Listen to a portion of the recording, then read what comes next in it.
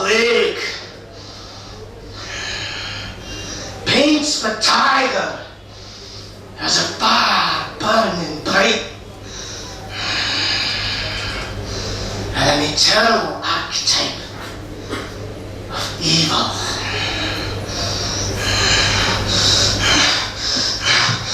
I prefer the Chesterton maxim that casts the tiger as a symbol of terrible elegance.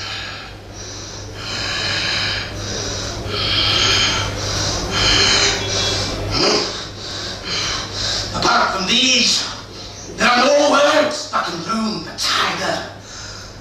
That shape, which for centuries has lived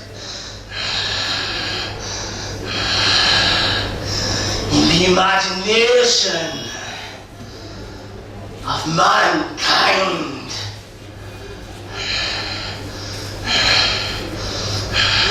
I have always been drawn to the tiger. I know that as a boy, I would linger before one particular cage at the zoo. The others held no interest for me. I would judge encyclopedias and natural histories by their engravings of the tiger. When the jungle books were revealed to me, I was upset that the tiger, Sher Khan, was the hero's enemy.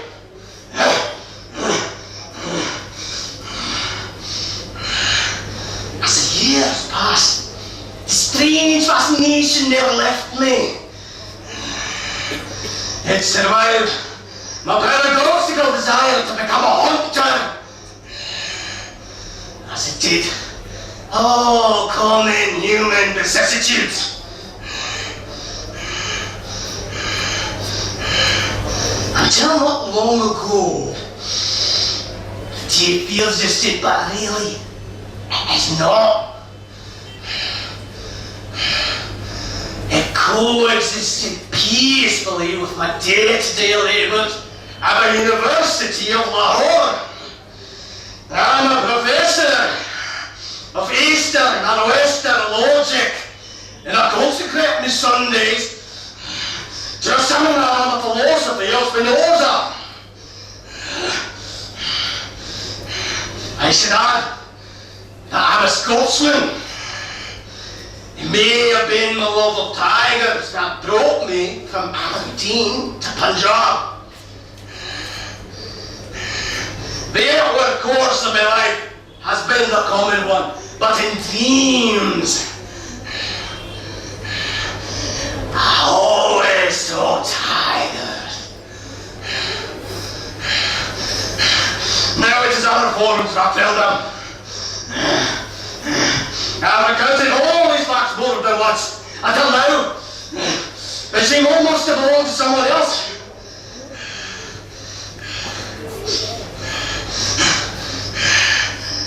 I'll let them stand, however, since they are required. Of a statement.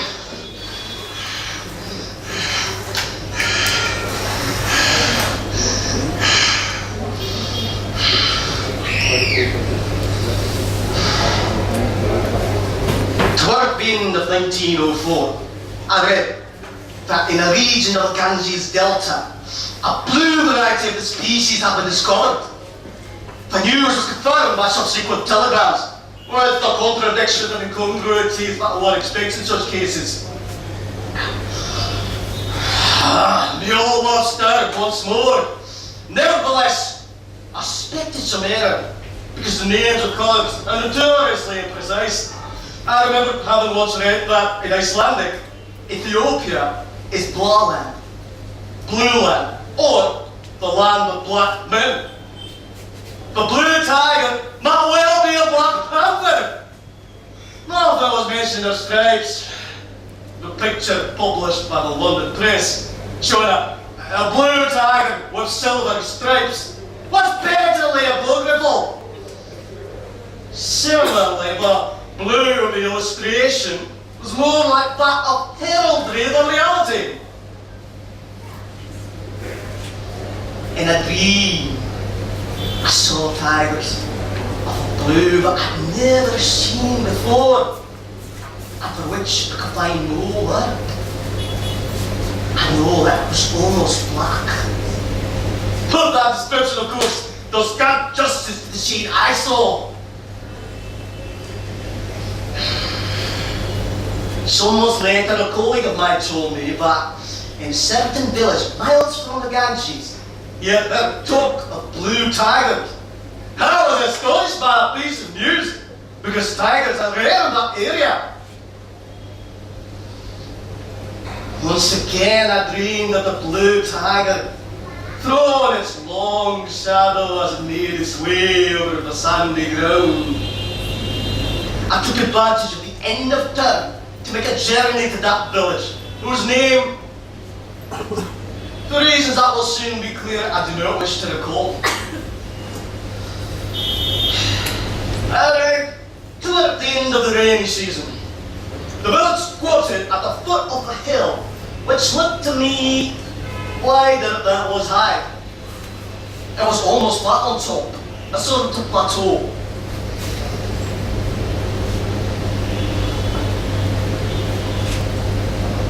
The jungle surrounded and menaced it. It was a dark brown colour. Surely one of the pages of Kipling contains that village of the adventure, which is all of India. All the work somehow to be found in. Suffice it to report that a ditch and swaying cane-stalk bridges constituted the hut's fragile defence. Toward the south, there were swamps and rice fields, and a ravine containing a muddy river whose name I never learned. And beyond that, again, the jungle. People who lived in the village were Hindus. I did not like this, though I had foreseen it. I always got along better with Muslims, though Islam, I know, is the poorest of the religions that sprang from Judaism.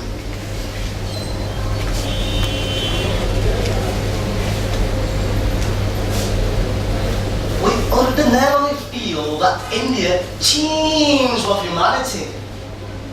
In a village, I felt that India teemed with jungle. It crept virtually to the huts. The days were oppressive and the nights brought no relief. I was granted upon my rabble by the elders, with whom I sustained a tentative conversation constructed of vague courtesies. I mentioned the poverty of the place, but I know that it is an axiom of every man's belief that the land he lives in and owes his allegiance to possesses some unique distinction.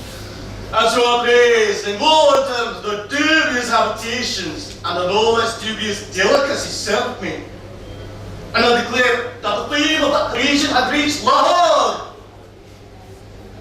The expression on the man's face has changed. I immediately sensed that I committed a faux pas that I might come to regret. I sensed that these people possessed a secret that they would not share with a stranger. Perhaps they worshipped the blue tiger. Perhaps they were the devotees of God and their rash words had profaned. I waited until the next morning, when the rice had been consumed and the tea drunk down. I broached the subject.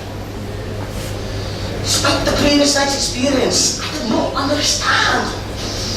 Was incapable of understanding. Took place then. The entire village looked at me with stupefaction, almost with terror. But when I told them that my purpose was to capture the beast with the curious skin, they seemed almost relieved in the words. One of them said he had seen the animal at the edge of the jungle. In the middle of the night, he woke me. A boy told me that a goat had escaped from the corral, and that as he got to look for it, He'd seen the blue tiger on the far bank of the river. I reflected that the scant light of a new moon would hardly have allowed him to make out the colour, but everyone confirmed the tale. One of them, who had been silent up till that moment, said he had seen it too. We went out with our rifles, and I saw! I thought I saw a feline shadow slink into the shadows of the jungle.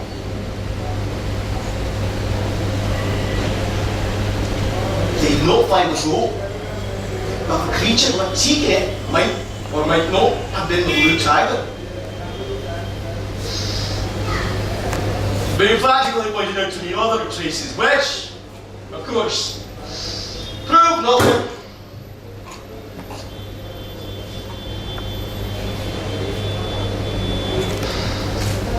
After a few nights, I realised that these false alarms were a sort of routine.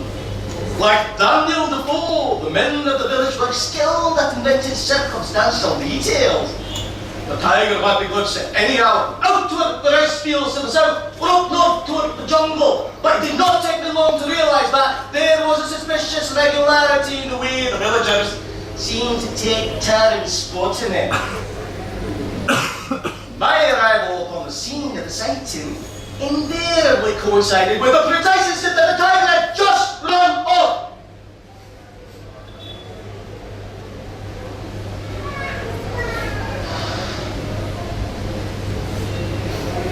I was always shown a trail of walking, some broken twig. But a man's fist counterfeit the tiger's prints. Once or twice I witnessed a dead dog. One moonlit night we staked out a goat as a lure. But we watched fruitlessly until dawn. I thought at first that these daily fables were meant to encourage me to prolong my stay, for it did benefit the village. The villagers sold me food and did domestic chores for me. To verify this conjecture, I told them that I was thinking of moving to another region, downstream, in quest of the tiger. I was surprised to find that they welcomed that decision. I continued to sense, however, that there was a secret, and that everyone in the village was keeping a wary eye on me. I mentioned earlier that the wooded hill at whose foot the village crawled was not really very high. It was flat on top, sort of plateau. On the other side of the mountain, toward the west and north, the jungle began again. Since the slope was not a rugged one afternoon I suggested that we climb it. In simple words, threw the villagers into consternation. One of them explained that the mountainside was too steep. The eldest of them said gravely that the goal was impossible to attain. The summit of the hill was sacred. Magical obstacles blocked the ascent to man. He who trod on the peak with mortal foot was in danger of seeing the Godhead and of going blind or mad. I did not argue. That night, when everyone was asleep, I stole soundlessly from the hut and I began to climb the easy hillside. There was no path. Undergrowth held me back.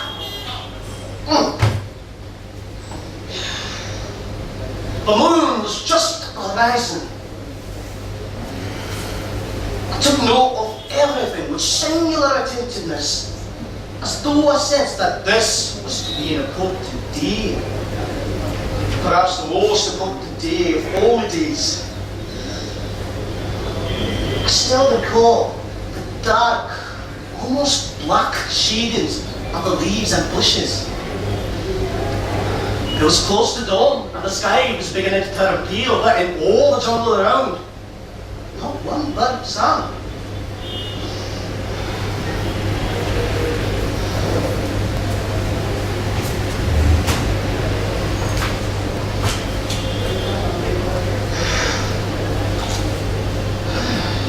20 or 30 minutes climb brought me to the summit.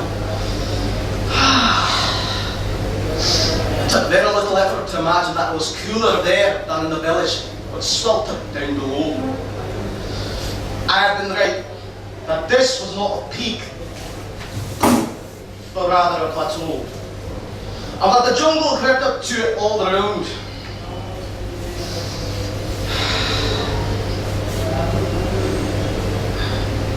I felt free, as though my residence in the village had been a prison. I didn't care that the villagers had tried to call me. I felt they were somehow children. As for the tiger, constant frustration had exhausted my curiosity and my faith. But almost mechanically, I looked for tracks. The ground was cracked and sandy. In one of the cracks, which by the way were not deep, and which branched into others, I caught a glimpse of colour. Incredibly, it was the same colour as the tiger of my dreams.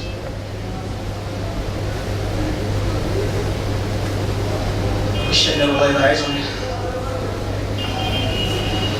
I looked closely. The crevice was full of little stones, all alike, circular, just a few centimetres in diameter, and very smooth. Their regularity lent them an air almost of artificiality, as though they were coins or buttons or counters in some game. I bent down, put my hand into the crevice, and picked out some of the stones. I felt a faint quivering. I put the handful of little stones in the right pocket of my jacket, where there were also a small pair of scissors and a letter from Kaivalya. Those two chance objects have their place in the story. Back in the hut, I took off my jacket. I lay down.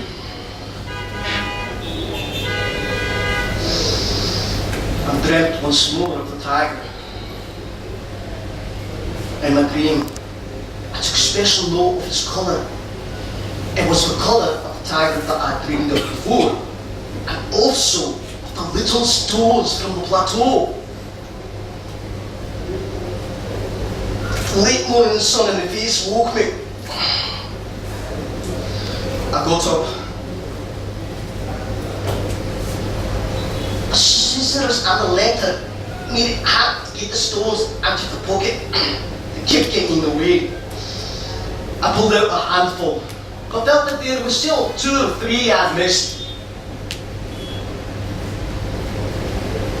A tickling sensation, the slightest sort of quivering, imparted a soft warmth to my palm.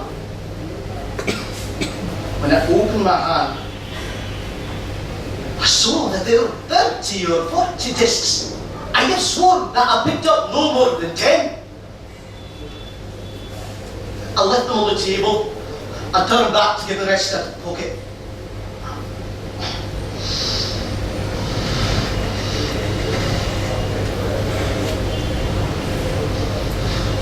I didn't need to count them to see that they had multiplied.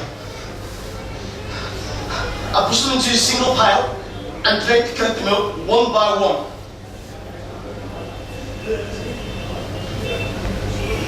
A simple operation turned out to be impossible. I would look fixedly at any one of the discs, pick it up with my thumb and index finger.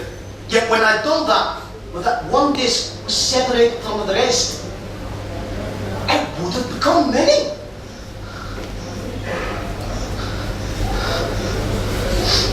I checked to see that I didn't have a fever, which I did not.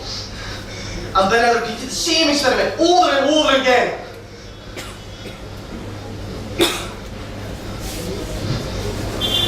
The same miracle kept happening. I felt my feet begin to go clammy, and my bowels turned into ice. My knees began to shake. I do not know how much time passed.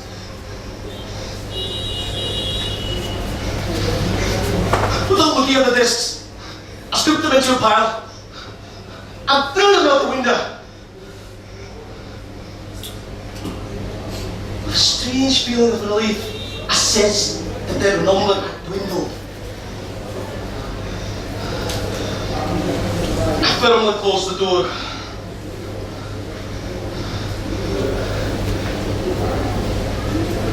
I lay down on the bed and I tried to find the exact position I'd lain in before, hoping to persuade myself that all this had been a dream, so as not to think about the discs that somehow fill the time. I repeated with slow precision aloud the 8 definitions and 7 axioms of ethics. I'm not sure if it helped. In the midst of these exercises, a knock came at the door. Instinctively fearing that I'd been overheard talking to myself, I went to the door and I opened it. It was the head man of the village, Bhagwandas. For a second, his presence seemed to restore me to everyday reality. I stepped outside. I harboured some hope that the discs might have disappeared. And there they were, on the ground. I no longer can be sure how many there were. The elder looked down at the discs, and then looked at me. These stones are not from here. They're stones from up there, he said, in a voice that was not his own. That's true, I replied. I added, low with some defiance, that I found the stones up on the plateau. But I was immediately ashamed of myself for feeling that I owed anyone an explanation. Bhagwandas ignored me. He continued to stare in fascination at the stones. I ordered him to pick them up. He did not move. I'm grieved to admit that I took out my revolver and I repeated the order, this time in a somewhat more forceful tone of voice.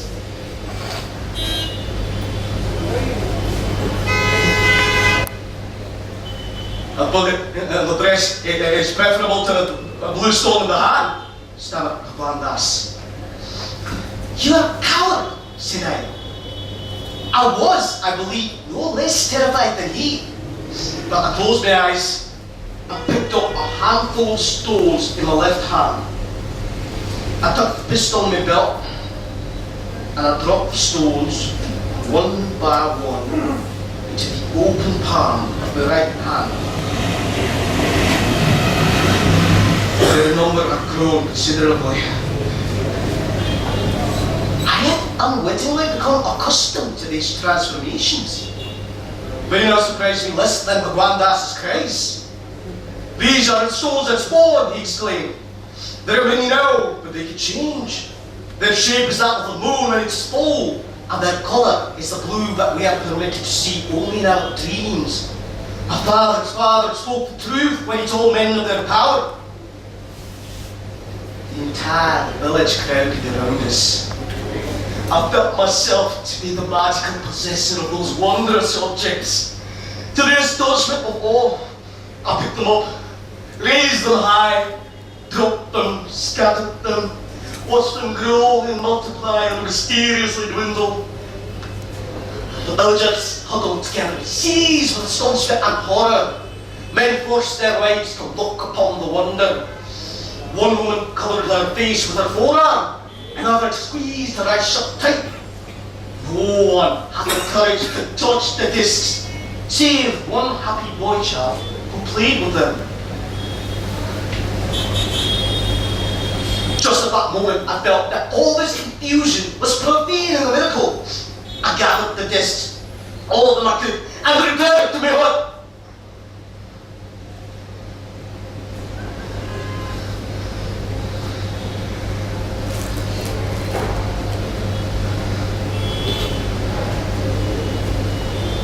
believe it.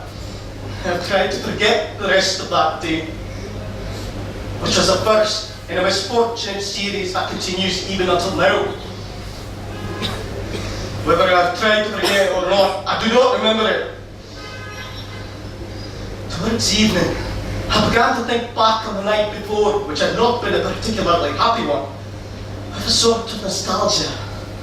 At least it, like so many others, had been filled with my obsession with the tiger. I tried to find solace in that image, once charged with power, yet trivial. The blue tiger seemed no less innocuous than the Romans' black swan, which was discovered subsequently in Australia.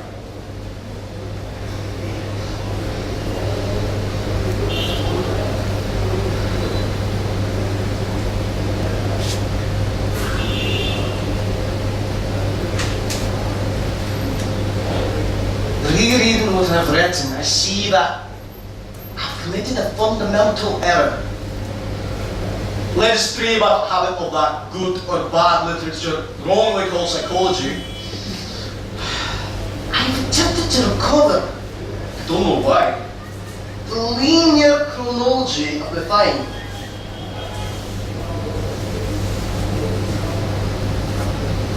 Instead, I should have stressed the monstrousness of the discs. If someone were to tell me that there are unicorns on the moon, I could accept or reject the report, or I could suspend judgment, but it is something I could imagine. If, on the other hand, I were told that 6 or 7 unicorns on the moon could be free, I would declare a priori that such a thing was impossible. The man who has learned that 3 plus 1 are 4 doesn't have to go through a proof of that assertion with coins, chess pieces, dice or pencils. He knows it, and that's that. He cannot conceive a different sum. There are mathematicians who say that 3 plus 1 is a tautology for 4. A different way of saying 4. But I, Alexander Craigie, of all men on earth, was fated to discover the only objects that contradict that essential law of the human mind. At first, I was in a sort of agony, fear that I'd gone mad. Since then, I've come to believe it would have been better had I been merely insane, because my personal hallucinations will be less disturbing than the discovery that the universe can tolerate disorder. If 3 plus 1 can be 2 or 14, the reason is madness! During that time, I often dreamt of the stones. The fact that the dream did not occur every night left me some slither of hope. A hope that soon turned to terror. The dream was always more or less the same. The beginning heralded the feared end. A spiral staircase, an iron railing and a few iron threads. And then a cellar, or system of cellars, leading through the depths to other stairways,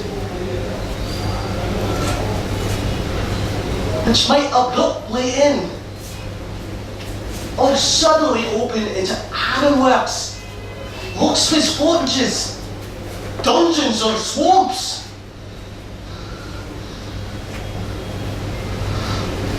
At the bottom, in their expected crevice in the earth, the stones, which are also behemoth or leviathan, the creatures of the scriptures that signify that God is irrational. I would awaken trembling, and there the stones would be in their box, ready to transform themselves. The villagers' attitude towards me began to change. I had been touched by something of the divinity that inhered in the stones the villagers had named blue tigers. But I was also known to have profaned the summit at any moment of the night, at any moment of the day. The gods might punish me. villagers dared not attack me or condemn what I had done, but I noticed that everyone was now dangerously servile. I never again laid eyes on the child who played with stones. I feared poison or a knife in the back. One morning before dawn, I slipped out of the village. I sensed that its entire population had been keeping an eye on me, and that my escape would be a relief to them. Since that first morning, no one had ever asked to see the stones. I returned to Lahore, with a handful of discs in my pocket. The familiar environment of the books did not bring me the relief I sought. That abominable village and the jungle, and the jungle's thorny slope rising up to the plateau. And on the plateau, the little crevices. And within the crevices, the stones. All that, I felt, continued to exist on the planet. My dreams used and multiplied those dissimilar things. The village was a stone, the jungle was a swamp was a jungle. I shunned the company of my friends. I feared that I would yield to the temptation of showing them the dreadful miracle which undermined humanity's science. I performed several experiments. I made a cross-shaped incision in one of the discs, put that disc with the rest, and shuffled it around. Within one or two conversions, I lost it, but the number of discs had increased. I performed an analogous test with a disc from which I filed a semicircular notch. That disc also disappeared.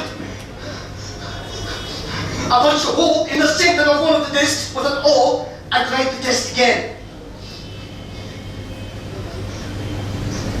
That disc disappeared forever. The next day, the disc with the cross cut in it reappeared from its mysterious journey into the void.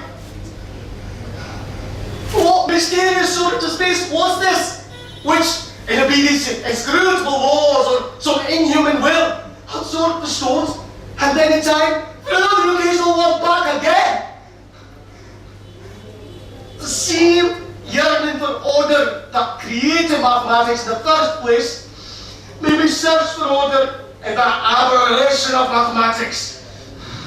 The insensate stones that propagate themselves. I attempted to find a law within their unpredictable variations. I devoted days and nights alike to establishing statistics on the changes. From that stage of investigations, I still have several notebooks, freely filled with ciphers. My procedure was this. I would count the stones by eye and write down the figure. Then I will divide them into two handfuls, which I will scatter separately upon the table. I will then count the two totals, note them down, and repeat the operation. The search for order, for a secret design within the rotations, led nowhere. The largest number of stores I counted was 419. The smallest, 3.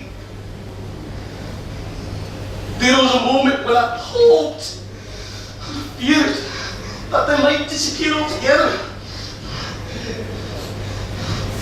It took very little experimenting to show that one of the discs, isolated from the others, could not multiply or disappear. Naturally, the 4 mathematical operations, adding, subtracting, multiplying, dividing, were impossible.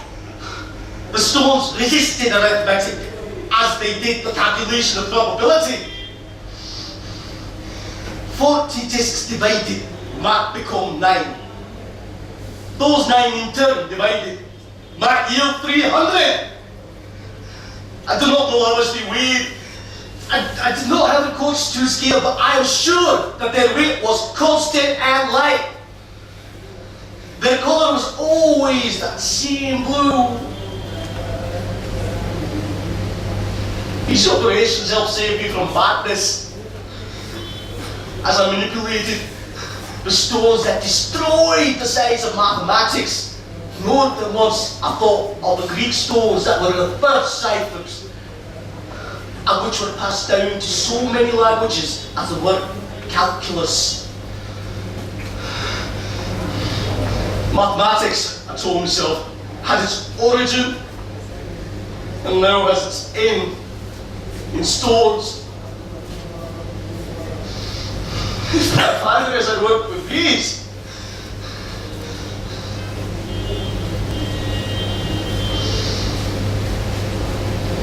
After about a month I realised that there was no way out of the chaos.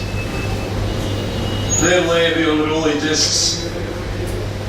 There lay the constant temptation to touch them, to feel that tickling sensation once more, to scatter them, to watch them increase or decrease, and to note whether they came up odd or even. I came to fear that they might contaminate other things, particularly the fingers that insisted upon touching them. For several days I imposed upon myself the private obligation to think continually about the stones, because I knew that forgetting them was possible only for a moment, that rediscovering my torment would be unbearable. I did not sleep the night of 10 February.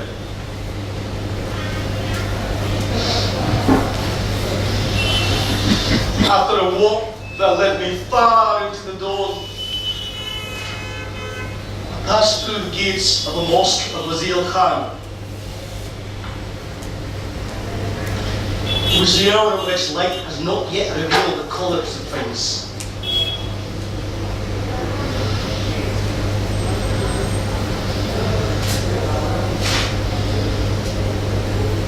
Not knowing why, I plunged my hands into the waters of the fountain of ablutions.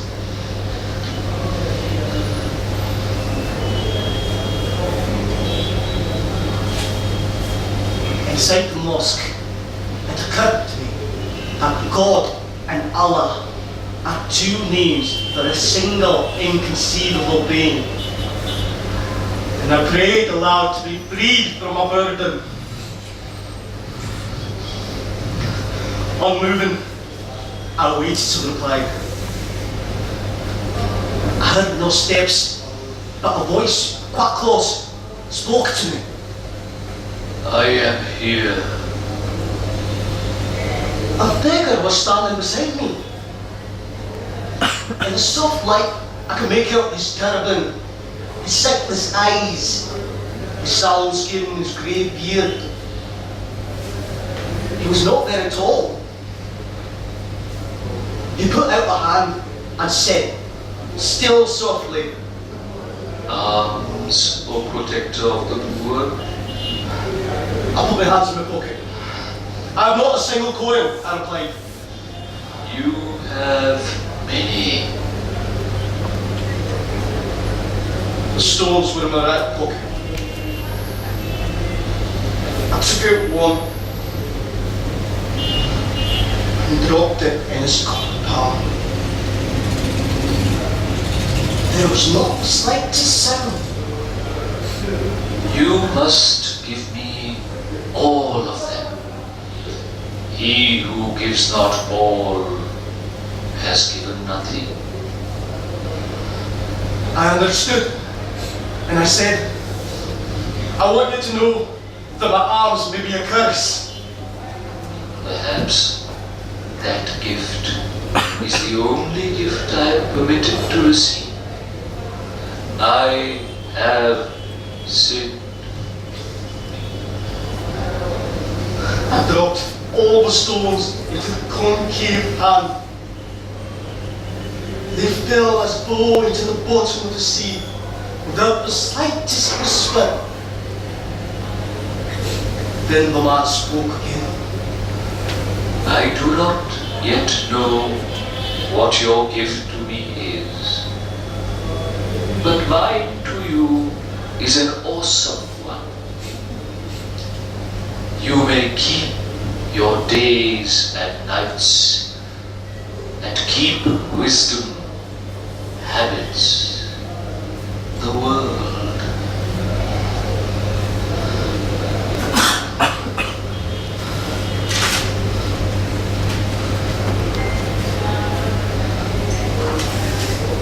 Not hear the blind beggar's footsteps, or see him disappear with the dawn.